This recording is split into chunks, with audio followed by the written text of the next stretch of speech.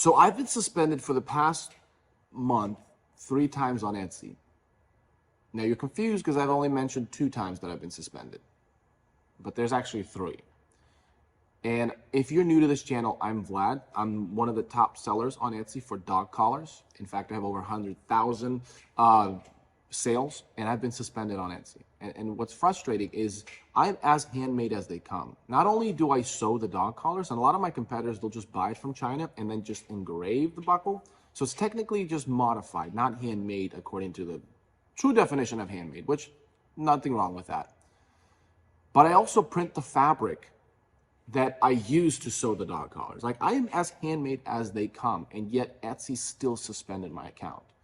And the email that I received over the weekend says that I can no longer sell on Etsy, or any shops that I attempt to open will be closed.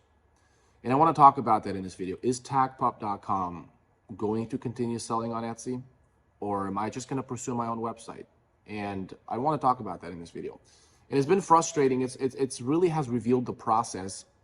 Now, my brother is literally the guy that does what Etsy needs, right? He's a senior something, data, something. And when he explained to me what potentially could be happening, it all made sense. And in this video, I want to talk about exactly what happened, so that when you have something like this that could happen to you, so you really understand what's happening. And in fact, that has actually helped me to really unsuspend my account. And you're still confused, but so was I. This weekend was insane. I was unsuspended for 30 minutes and then suspended again. And I'm gonna get to that. And yes, it's connected to the $7 that I didn't pay on an old existing account that I forgot that existed, that cost me 3 suspensions on all of my Etsy shops. And that, I cannot be more frustrated. Currently, my shop is open.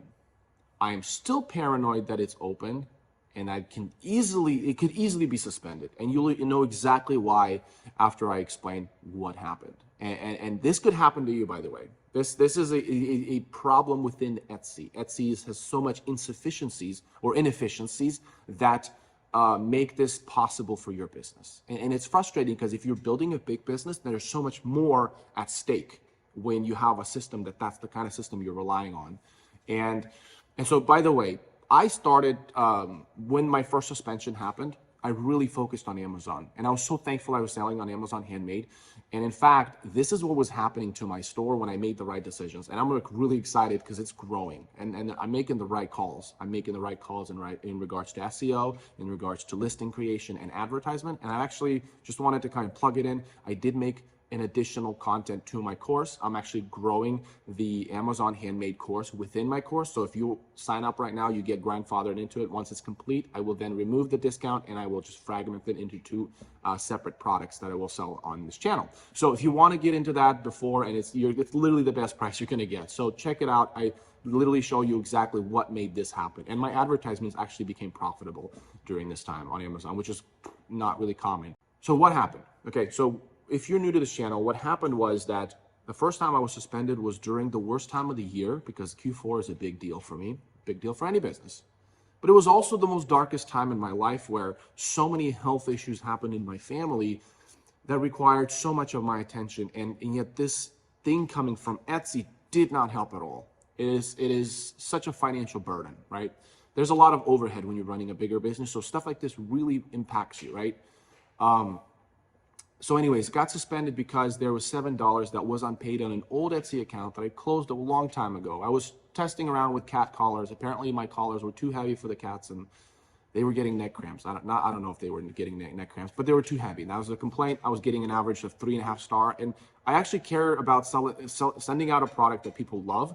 And when that happens, I don't want to sell scam products. I'm literally the opposite of what Etsy assumed of me for the past 30 days. Like, I want to sell a good product, and I make this product literally from scratch because I care about that. I'm an artist, I'm a creative person, and I love that, and that's a big passion of mine. And so to be accused that I'm the opposite of that, or at least giving me the assumptions with the lack of communication from Etsy, so many things went through my head. And the other thing is, Etsy has been a big part of my business life. This is my first business essentially that's been successful, right? I've done graphic design work, but I did physical therapy before this, my 9 to 5. And then when I entered into the world of entrepreneurship, the Etsy has been the first or been my first business essentially, and it's been really successful. And I went on making YouTube channels and making a course business on Etsy. Etsy's been a big thing, and to hear back, in a sense, feel like I failed Etsy, like I'm some kind of scammer.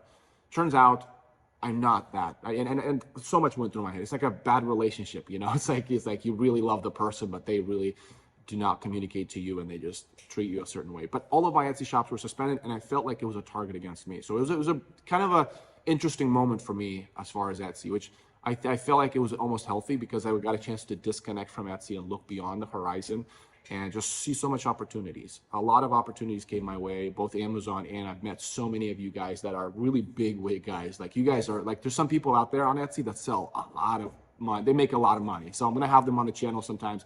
I'm making deals with other guys that are also massive. My friends decided to finally do something that you might even see some of their work and some of their service that they offer. And it's going to be exciting going forward. Am I still going to make Etsy content? Absolutely. And in fact, there's going to be some great content coming your way, so make sure to subscribe. Anyways, so I was suspended for $7 on an old existing account that I forgot I had. And it was $7 on there sitting on a balance. By the way you can make sure that your stores don't have a balance is you pretend like you're about to close a shop, and it'll tell you if you have a balance. If it doesn't, then you don't close your shop, but you'll see it right before you're about to.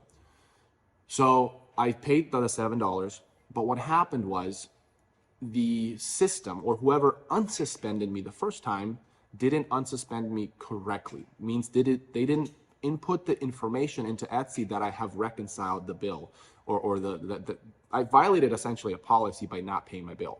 And when they unsuspended me, that the system wasn't introduced that new piece of information. Now, my brother is a data something senior, and he explained to me what could have been the case. By the way, he's literally the guy that if Etsy ever wanted to fix this, he would be the guy that would be hired. But he actually, ironically, he sent in an application a year ago, and he didn't get the job. Well, now that we know is that they laid off people, so they weren't even ready to hire anybody. But anyways, he is literally the guy that would be the guy that would fix this. So it was just kind of crazy. But he said what could happen is that because they unsuspended me and they didn't introduce the new piece of information that it was now reconciled, and I did no longer violated the policy, or the status of my name was not, I didn't violate the policy anymore, that it was reconciled, that wasn't introduced into the system properly, the system still assumed that I was suspended under a violation of policy. And which means if I were to open up any other shops, it's as if I'm trying to do a workaround and try to start selling on Etsy despite being suspended, which in that case, I would be closed on those shops as well, because my status is that I'm suspended and with a violation. However, these were already existing shops, but the system assumed that they were a workaround for me. So the consequences to these shops were to be suspended, because I was connected to the affected shop. But the system didn't recognize, like I said, that I did introduce new piece of information, that I did reconcile the policy, and that I did close the shop, and that it's been reconciled. Which means that's why I got the email that said I'm no longer allowed to sell on Etsy, because from the perspective of whoever is the safety team, they saw the system's information saying that I'm trying to do a workaround with these other shops despite being suspended. That's what they saw. Therefore, they sent me an email saying that I can no longer sell on Etsy. That's really the reason why that email was sent. Now, I obviously appealed that, and when you appeal that, that means you're saying, hey, the system information that you're looking at is inaccurate. And so 30 minutes later, when I submitted the second appeal, I received another email saying, hey, after further consideration, we decided to reinstate your account. I'm like, wow, this is great. 30 minutes after I was reinstated, I was suspended again, which means somebody that is trying to fix the system is fighting back with the information that it's currently in the position where, like I said, I'm still in the violation phase, or in violation status. So there was this, what system showed and what information needed to be introduced weren't working together. And so hopefully they've actually finally fix the system by updating the system that I'm no longer in the violation, I'm no longer in the suspension, and that I can continue to sell further. All to say that it is a fixable problem, and which means there's a human error that happened when they unsuspended me that caused the safety team later down the road to have the wrong information about my current status, which means if I were to be done with Etsy and I didn't appeal that again, my result of my shop being now permanently suspended would be unjust because data wasn't introduced that I did reconcile this. So if you have been suspended and you did reconcile the problem, say the problem was a copyright issue or you like an unpaid bill, and you did pay it and you did reconcile it, and you've tried to introduce that to the system, you have to make sure that, well, I don't know how you can do that, but see if you can reappeal and say that the problem has been solved. It will no longer happen again because this is the measures you've taken. Introduce that piece of data to the system and to ensure that they understood that team actually saw a new piece of information, not acting on the old existing information that could be contradiction to the reality. And that is fixable and ridiculous, that people's livelihood are at stake for a system like that. Now, Amazon, what they did is it decided to say, hey, we will actually have a human-to-human interaction to make sure that the system has real-time accurate information about the shop before action is executed. And they actually delay action. They actually delay when you're going to be either suspended or put on whatever disciplinary actions much later, much after you've communicated sufficient enough time with a person, with the system, that it's collected sufficient enough information to make the execution that will then be fully justified. Etsy doesn't have that. Etsy has action executed without firm or accurate infusion of data into the system. And so that is a big flaw. That is a massive flaw, which means any business that really wants to scale to sufficient heights relies on a system that doesn't have a good information in, action, proper action out. And like I said, the point of this is, guys, diversify your business. Don't just sell on Etsy, sell on your website, sell on Amazon, sell on wherever else, because you can't rely on all on one system. There's a low chance that this happens, but the fact that the system is built on inefficiencies like this does still bother me, and it bothers a lot of my friends that do have big businesses. Right? That you can't really build a big foundation on Etsy. You can't make Etsy your big foundation. So it's been frustrating. I'm still paranoid. Has the system been fixed?